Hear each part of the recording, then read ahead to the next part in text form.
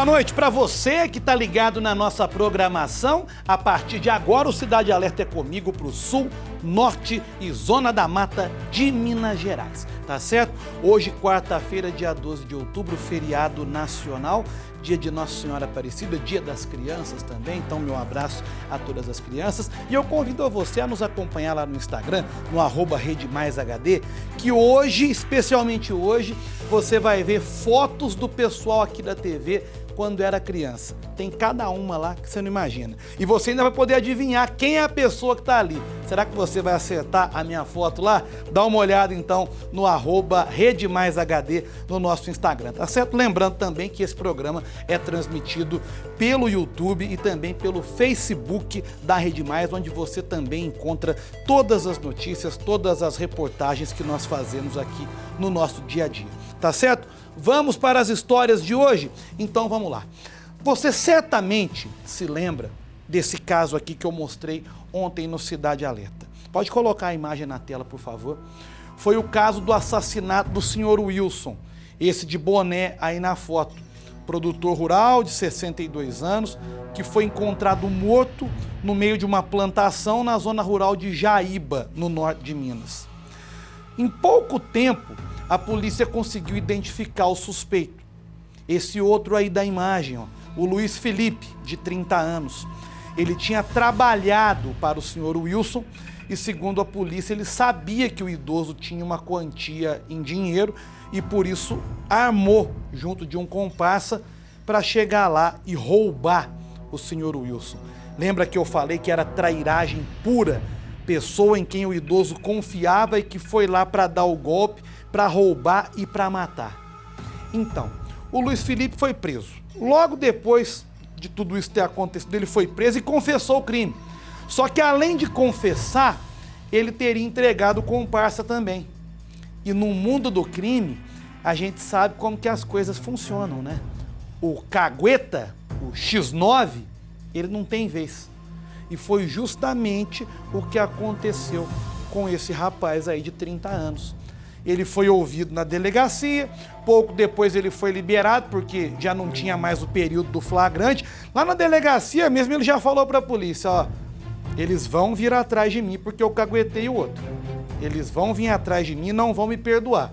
Talvez ele tenha até implorado para ficar preso, para não ser solto, mas ele foi. E logo na primeira noite dele, depois disso tudo, ele foi assassinado a tiros. Põe a reportagem no Cidade. Luiz Felipe Santos Fonseca, 30 anos. O homem que confessou que matou Wilson Ferreira do Nascimento também teve um fim trágico. Após ser levado para a delegacia da Polícia Civil em Janaúba e não ter a prisão ratificada, Luiz foi morto a tiros em casa. Luiz era o principal suspeito do latrocínio do idoso de 62 anos. Após confessar o crime, ele apontou também que um homem de 31 anos seria o comparsa. A dupla foi levada para a delegacia, mas foi liberada logo em seguida, porque já teria passado o flagrante. Luiz já saiu de lá dizendo que poderia ser vítima de uma emboscada. Conforme o boletim de ocorrência, Luiz Felipe disse para a PM que iria embora para a cidade de Uberlândia, pois temia pela própria vida. E afirmou: fui caguete e o crime não aceita isso, então pretendo ir embora. Segundo a polícia, o homem fazia menção ao fato de ter entregado o comparsa. Luiz Felipe foi morto com diversos tiros no pescoço e no rosto. Cápsulas calibre 38 foram recolhidas no local. O corpo foi levado para o IML. De acordo com a PM, o jovem era egresso do sistema prisional e tinha condenação por roubo, corrupção de menores e posse de drogas, mas vinha descumprindo as medidas judiciais impostas a ele. Testemunhas contaram para a polícia que ouviram os tiros que teriam matado Luiz. Os militares fizeram buscas na localidade, mas não encontraram pistas de quem seria o autor do homicídio. A PM procurou também o comparsa de Luiz, mas o homem não foi localizado. Para familiares, esse suspeito contou que iria se esconder em outra cidade. Luiz Felipe e o comparsa teriam matado Wilson Ferreira, de 62 anos. O corpo do idoso foi encontrado em uma plantação de limão, em Mocambinho, zona rural de Jaíba, no norte de Minas. A vítima tinha um corte na nuca e um ferimento na cabeça. A polícia trata o caso como latrocínio, roubo seguido de morte. Luiz Felipe já havia trabalhado para o idoso e sabia que ele tinha o costume de andar com grandes quantias em dinheiro. A Polícia Civil vai agora investigar se a motivação do assassinato de Luiz seria vingança por parte do comparsa. As buscas pelo suspeito continuam. Olha, tá, ao meu ver, né, pelo conhecimento que eu tenho de acompanhar casos desse tipo há algum tempo, tá mais do que na cara que isso aí foi vingança, né? Que isso aí foi acerto de contas do mundo do crime. O mundo do crime não aceita a caguetagem, como eles dizem. E ele acabou caguetando, né? Foi preso, confessou o crime e falou, ó, o outro estava comigo. Certamente ficaram sabendo e foram atrás dele logo que ele foi solto. Então, quando eu falo aqui que em determinadas situações o melhor para o criminoso é ficar preso, eu não estou falando besteira, porque pelo menos na cadeia ele vai ter o resguardo ali, né, das forças de segurança para poder pagar pelo crime que ele cometeu de acordo com a nossa legislação. Quando ele é colocado na rua, ele está entregue nas mãos do tribunal do crime, porque o cara faz parte do mundo do crime. E no mundo do crime, qualquer vacilo é cobrado. Então, essa questão dele ter caguetado o comparsa, isso seria cobrado dele aqui fora. E foi o que aconteceu.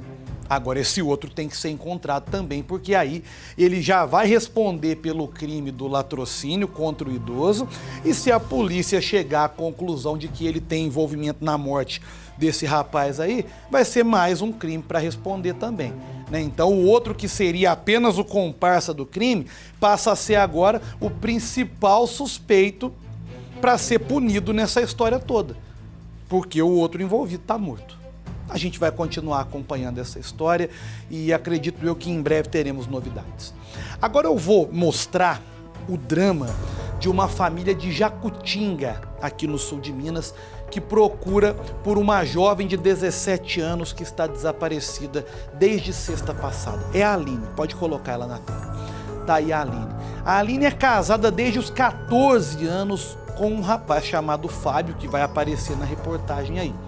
A Aline é mãe de uma menina de 3 anos e na sexta-feira ela e o marido teriam tido uma discussão por causa de mensagem de celular que o rapaz teria encontrado ao mexer no aparelho celular dela.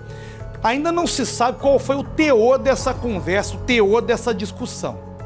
O marido diz que não foi nada demais, mas teria sido suficiente para a Aline resolver ir embora de casa, segundo conta o marido.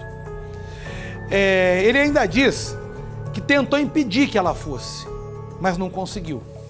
A Aline teria deixado a casa sozinha, sem nenhum pertence e apenas com a roupa do corpo. E desde então já são 5 dias que ninguém tem notícias dessa jovem. É por isso que nós entramos no caso. É por isso que nós estamos mostrando a foto dela aqui e vamos continuar divulgando esse caso até que essa jovem seja encontrada. Vamos ver como é que foi isso tudo? Põe a reportagem no Cidade. Equipes do Corpo de Bombeiros, juntamente com a Defesa Civil, Polícia Militar e voluntários, todos mobilizados em encontrar Aline Ramos de Oliveira, de 17 anos. A jovem desapareceu na última sexta-feira, dia 7 de outubro, em Jacutinga, no sul de Minas. Fábio foi um dos últimos a falar com a Aline. Ele é o marido da jovem. Então, ela saiu, eu peguei o celular dela e vi umas conversas meio erradas. Aí eu fui perguntar para ela o que tinha acontecido. Aí ela falou assim, privacidade minha. Aí falou pro meu pai assim, eu vou arrumar minhas coisas e vou embora. O marido também contou que ele e o pai dele ainda teriam tentado impedir que a Aline deixasse a casa. Falou que ia embora e não falou para onde ia, nada. Que coisou. Nós tentou segurar ela até aqui, ainda pegou a chave, mas nada. Ela falou, não, eu quero ir embora. E pra casa do meu pai eu não volto. Aí meu pai perguntou pra ela, mas pra onde você vai? Eu me viro. As buscas começaram no distrito do Sapucaí, região com cerca de 500 moradias. É no distrito que, desde quando tinha 14 anos, quando se casou, Aline vive com o marido e com a filha do casal. Foi justamente próximo à casa da família, num matagal, que o trabalho das equipes de resgate foi iniciado, mas nenhum sinal da adolescente. As buscas, então, foram retomadas já na região do bairro dos Machados, onde bombeiros percorreram um poço atrás de pistas e vestígios da Aline. Mas, novamente, nenhum sinal da jovem. Aline teria saído de casa no dia 7 de outubro por volta das 9h20 da noite. Ela, segundo o marido, usava saia preta, sapato preto, também usava uma camiseta na mesma cor e uma jaquetinha bege. Não teria levado com ela nenhuma bolsa, sacola ou mala. Teria saído somente com as roupas do corpo e, inclusive, teria deixado para trás a filha, de 3 anos. Minha filha, pra mim, é tudo, cara. Minha filha toda hora chorando com a da mãe. Ainda de acordo com Fábio, ele e o pai dele teriam tentado falar com o pai da Aline ainda na sexta-feira à noite, assim que a Aline desapareceu. Só que, segundo Fábio, o sogro não teria atendido o telefone. Por isso, o pai da Aline só teria ficado sabendo do desaparecimento da filha cerca de 12 horas depois. De acordo com a família, Aline não bebe, também não usa drogas e não tem nenhuma rede social. Ela nunca teria saído sem avisar para onde iria. Sempre estava na igreja ou em casa ou buscando a filha na escola. Na segunda-feira, Fábio foi conduzido pela Polícia Militar até a delegacia, onde prestou depoimento para a Polícia Civil. O rapaz não foi preso e, segundo a polícia, não é considerado suspeito. As buscas e as investigações continuam. Bom, como a Lúcia destacou, né, o marido, por enquanto, não é considerado suspeito, tem prestado depoimentos para a polícia para esclarecer isso tudo, né? Acredito eu que o teor dessa discussão que ele teve com a esposa deve ser melhor esclarecido, pelo menos se não for para nós, para a polícia, né? Porque para essa jovem que, segundo a família, nunca saiu sem avisar, não tinha vícios, não tinha costume de ir muito longe, sabe, de ficar fora de casa, para ela sumir dessa maneira tão repentina, tomar uma decisão assim tão subitamente, né, tão repentinamente, algo muito grave aconteceu dentro de casa. Essa discussão foi muito grave, ainda mais para ela deixar a filha para trás, né? Então essa discussão deve ter sido forte, deve ter sido áspera. O marido não é suspeito, ele tem, pelo menos por enquanto, ele tem um álibi, que é o pai, né, que é colocado na história como a pessoa que estava, que acompanhou tudo isso, que teria tentado impedir que a jovem fosse embora. E a polícia vai ter um trabalho aí para chegar até o verdadeiro motivo desse desaparecimento. Nós continuamos acreditando que a Aline possa estar bem e que ela vai ser encontrada o mais rápido possível. Então, se você da região de Jacutinga aí sabe o paradeiro dessa jovem, tem qualquer tipo de informação que possa levar a ela, ligue para o Disque Denúncia 181, tá aí na tela, você não precisa se identificar, tá certo? Passe informações verdadeiras, não vamos brincar com essa situação, tem uma família sofrendo por conta disso, tá? E Aline, se você estiver acompanhando o nosso programa, onde quer que você esteja, dê pelo menos uma notícia para sua família, para o seu marido, para os seus pais, para sua filha. Você tem uma filha pequena que depende muito de você. Apareça. Não vale a pena fugir dos problemas, tá certo? Nós acreditamos que essa jovem esteja viva e, se Deus quiser, eu vou ter o prazer de trazer a informação aqui de que ela foi encontrada, tá bom?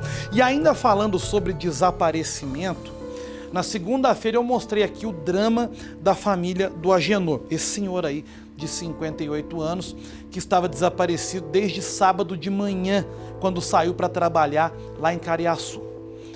A família dele nos procurou, pediu ajuda, correu atrás, a polícia e o corpo de bombeiros entraram no caso, várias pessoas ali da região também ajudaram nas buscas. E no começo da tarde de hoje, nos chegou a triste notícia de que o senhor Agenor foi encontrado sem vida.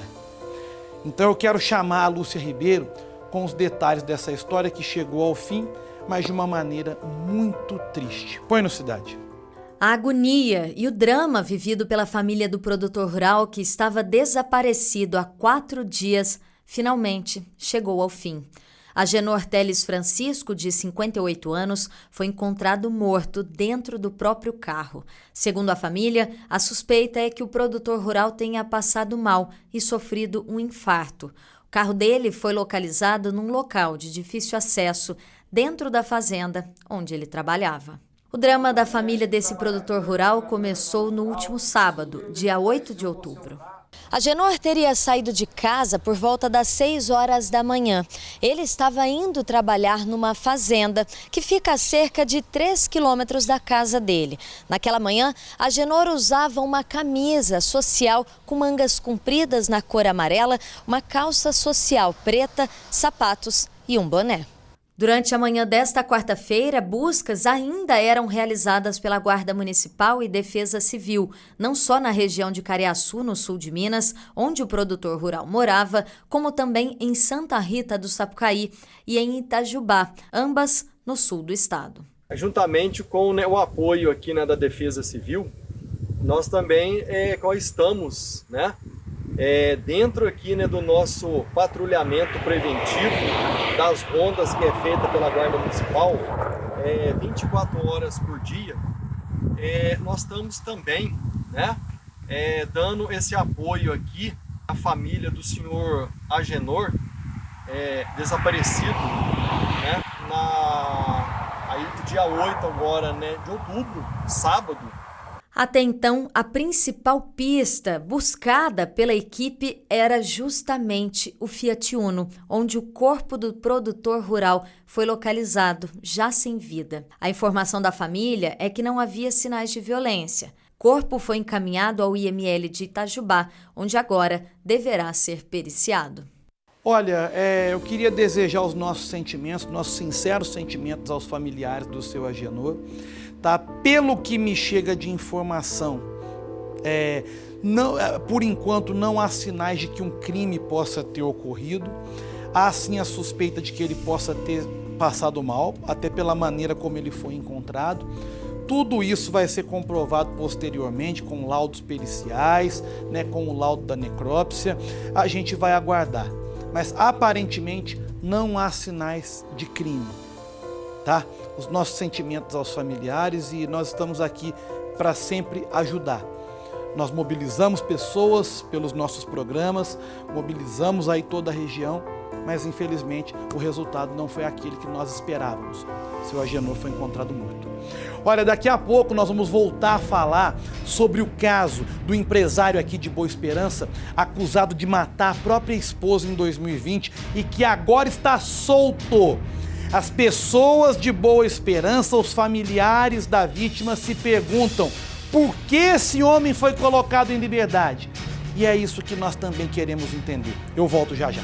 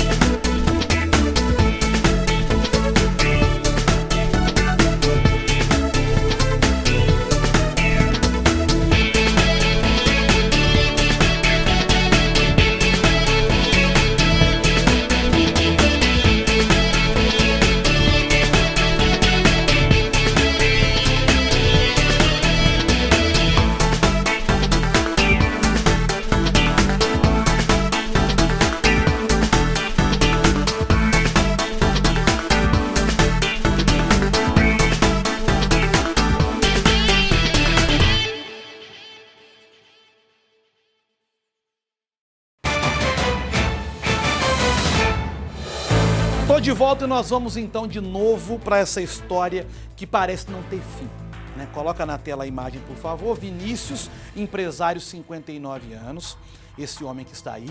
Há pouco mais de 2 anos ele teria cometido um crime brutal, que foi o assassinato da própria esposa, a Patrícia, que tinha 47 anos. Isso aconteceu em Boa Esperança, aqui no sul de Minas. E no dia em que tudo isso aconteceu, ele teria se trancado com a esposa num quarto e atacado ela com golpes de faca. Depois ele teria tentado tirar a própria vida, mas isso não aconteceu porque ele foi socorrido, ficou mais de 20 dias internado e quando teve alta ele foi preso. Só que o tempo dele na prisão foi curto demais, porque nos últimos tempos o Vinícius já aguardava o julgamento em um quarto da Santa Casa de Boa Esperança, sob a escolta de policiais penais. E desde a semana passada ele está livre.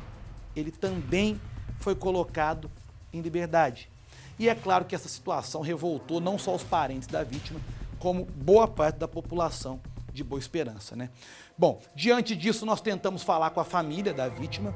Num primeiro momento, esses familiares se demonstraram dispostos a comentar o caso, mas logo mudaram de ideia e aí optaram pelo silêncio, pelo menos por enquanto. Já do lado do Vinícius, a defesa dele topou gravar uma entrevista para falar sobre esse alvará de soltura que foi concedido a ele. Então são esses detalhes que nós vamos ver na reportagem do Maicon Adão. Põe no Cidade. O desabafo foi postado por um homem que seria parente da vítima em uma rede social. No título, ele escreve: "O relato é destinado para as pessoas que vibraram com a soltura do acusado do crime." Na sequência, o homem critica a legislação brasileira, que, segundo ele, privilegia os criminosos. Mais abaixo, outros trechos fortes. Ele diz que Patrícia não teve chances de se defender e que a lei precisa ser cumprida, já que se passaram 2 anos e o suspeito não foi condenado. O homem ainda questiona o fato do acusado ter convencido a justiça de que não teria condições de ficar na cadeia, alegando problemas de saúde e sim em um hospital. Antes de finalizar, o parente da vítima sugere que o suspeito teria um patrimônio milionário e que isso seria a explicação de tudo. Por fim, a pergunta: a justiça no Brasil vale para todos ou só para quem tem dinheiro? Muitas pessoas comentaram na publicação e se mostraram indignadas com o caso. O crime aconteceu no dia 1º de julho de 2020 em Boa Esperança, no sul de Minas. Segundo as investigações, Vinícius Pires de Moraes, que na época tinha 57 anos, não aceitou o fim do relacionamento que durava 25 anos com a esposa Patrícia Andrade Maia Moraes, de 47 anos. Ele teria trancado a vítima em um quarto e a atacado com vários golpes de faca. Ele ainda teria tentado tirar a própria vida. O empresário ficou internado em Varginha por cerca de 20 dias e logo na sequência foi levado para o presídio. No entanto, a defesa de Vinícius conseguiu um habeas corpus. Por termos obtido num primeiro momento um habeas corpus junto ao Superior Tribunal de Justiça que garantiu o direito à internação, considerando que uma perícia técnica realizada por médicos apurou a semi-imputabilidade, ou seja, que no momento dos fatos ele não estava no seu juízo de valor. Com isso, Vinícius Pires passou a cumprir prisão preventiva em um hospital. Isso até a semana passada, quando o Tribunal de Justiça de Minas Gerais concedeu um alvará de soltura favorável ao empresário, sob a alegação de falha no processo. Nós entendemos desde o primeiro momento, frente aos princípios da presunção da inocência, do devido processo legal e do contraditório, que haviam falhas e vícios insanáveis dentro do processo, o que foi reconhecido pelo Tribunal de Justiça de Minas Gerais em sede de embargos de infringentes, que é uma modalidade de recurso quando a decisão não for unânime. Esta decisão deve ser analisada por 5 desembargadores. Em um resultado não unânime, o Tribunal de Justiça de Minas Gerais entendeu por dar o direito ao acusado de responder em liberdade. Nós tentamos contato com a família da vítima, que vive em Governador Valadares, no leste do estado, mas ninguém quis falar sobre o caso. Horas depois de publicar o texto criticando a justiça nas redes sociais, o homem apagou a postagem. Pagou porque certamente ficou com medo, assim como toda a família, de qualquer tipo de represália, né?